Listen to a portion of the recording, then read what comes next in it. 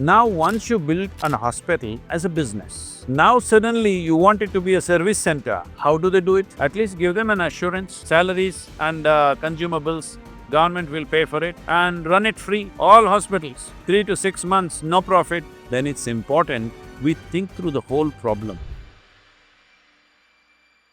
It's called healthcare industry, and care should be the operative word.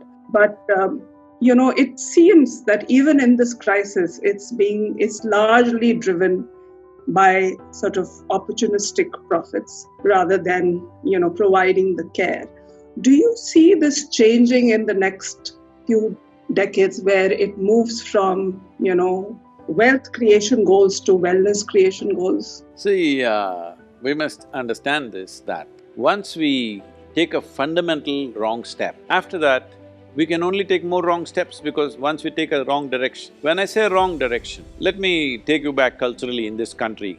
In this country or in this culture, we always believed there are three things which should never be commercialized: health, education and spiritual process. These three things should never be commercialized. So if they should not be commercialized, what happened in the past was, the kings who were there always made sure there is enough for the doctors, for the teachers and for the spiritual transmission. There was always enough substance, depending upon the wealth of the nation. Accordingly, certain largesse were always given to them, so that they don't have to fend for themselves. They don't have to think about where is my bread, how do I earn, what do I do. So that was taken care of. Well, those times are over. You cannot talk about that anymore, because we have moved into a market economy. Market economy means everybody has to do something to feed themselves and the people around them and whatever. So to what extent are you going to do is the question. So coming to that question, now we have taken to Western form of medicine, which is phenomenally capital, essential business.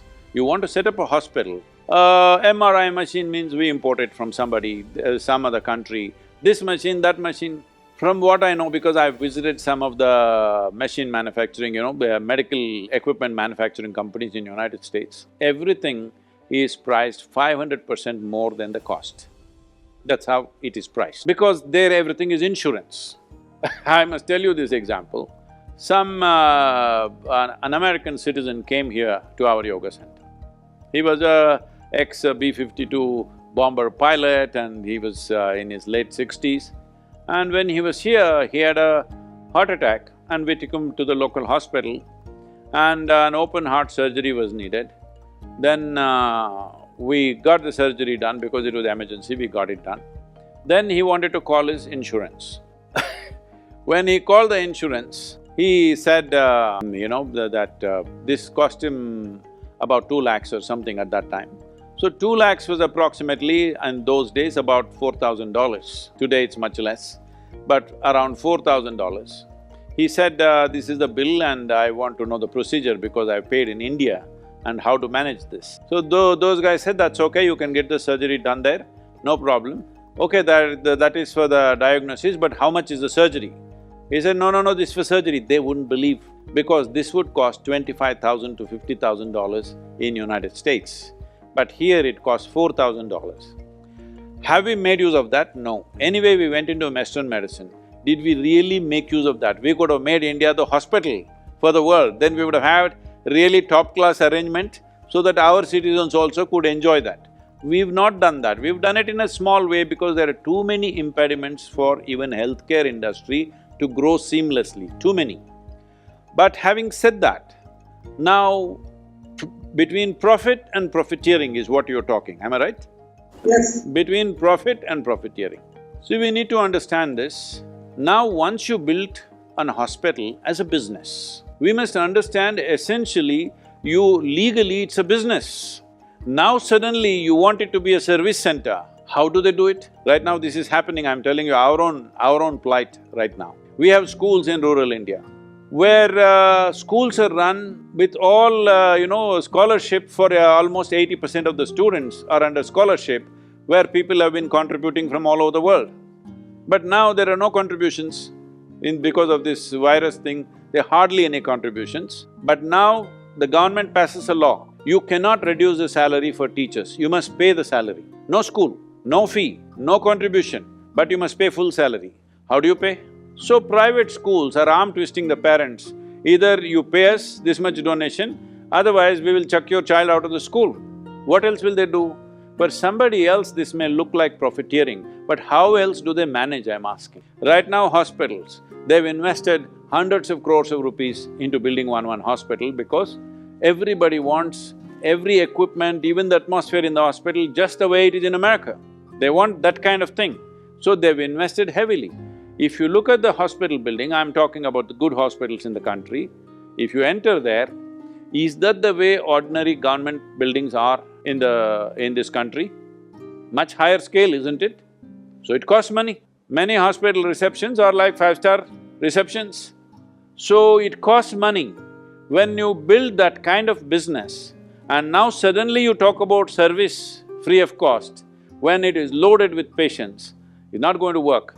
When we build a business, you should not have given the entity of business if you wanted them to serve. So the idea was government hospitals will serve, private hospitals will serve those who have the money to do it. But nobody foresaw the pandemic. Now you want them to serve, at least give them an assurance. All your salaries we'll take care of, just serve free for 3 months, no profit, no loss. Salaries and consumables, government will pay for it and run it free, all hospitals. 3 to 6 months, no profit, not a single rupee of profit, but you will not go into losses. You must take care of something, otherwise how do they run the hospital? So some hospital may be an old hospital, they might have made enough money. Some may be just, they've taken investment from somewhere and built this hospital. Now if you go into this pandemic stuff and serve them free, they will go under. When they go under, will somebody pull them up? No, it will go bankrupt. So we need to understand, once we say an educational institution or a hospital or whatever else is a business entity, then it is based on profit. You cannot run it any other way. So what is profit, what is profiteering? It depends from which side of the window you're looking at it, all right? Somebody thinks this is most essential for them to survive. Somebody else thinks they can survive on nothing, on thin air. It doesn't work like that. I'm saying right now, in cities where you're reaching such a place where there are no hospital beds and people are going from pillar to post and dying unnecessarily, the government, at least if not for all the hospitals, wherever you're saying 100% of your beds we are taking, there you must say, we will pay the salaries for these 3 months or 4 months or whatever, we will take care of all the consumable expenses for you, no money, free, you serve. I'm sure they will do it. But if you just don't give any assurance and you say you serve because whenever there's political pressure you say something, that's not going to work because it's a business, they have to run it. So, I'm saying if we want to move into the space where in the Committee of Nations we are at least reasonably there, then it's important we think through the whole problem, not ad hoc saying this and that, not labeling people, not labeling… See, right now, you're running a law firm. This COVID time, if I come with a case, well, I'll have to pay. Maybe I can beg you, please give me a discount. That's all I can do. I cannot say I won't pay because you have to run your institution. So in every profession, this problem is there. So when such a problem is there, more holistic looking is needed. But the simple solution for all this is, in India, we have health solutions of our own. For various chronic ailments, we have to bring this. We are going in the American system of healthcare. We need to understand American system of healthcare is worth $3.2 trillion per year, all right? For quarter the population that we are, for 350 million people, they spend $3.2 trillion. I think it's the most horrible thing to do because in an affluent country where you have variety of nourishment choices, variety of lifestyle choices, why are so many people sick, I don't understand. 3.2 trillion is larger than India's economy. An economy which serves 1.3 or 1.4 billion people, that much and much more you're spending on 350 million people, I think it's a crime against humanity if you ask me. It is a crime against humanity that for every small thing you're spending money like this when so many people are barely nourished. Nearly 30% of India's population is malnourished, when this is the condition.